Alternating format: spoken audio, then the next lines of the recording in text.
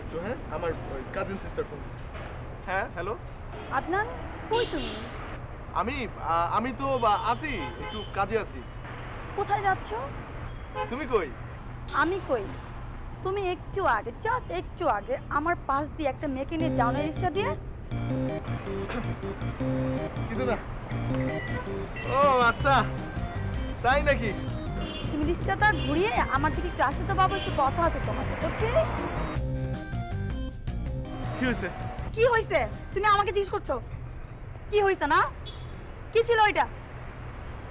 তুমি যে একটু আগে রিক্সা দিয়ে আমার পাশ দিয়ে যাচ্ছিলে একটা মেয়ের সাথে, কে ছিল? তুমি না এই দুনিয়াতে আমি ছাড়া কাউকে চোখে দেখো না, জাস্ট আমাকে লাভ করো। তো এটা কে ছিল বলো?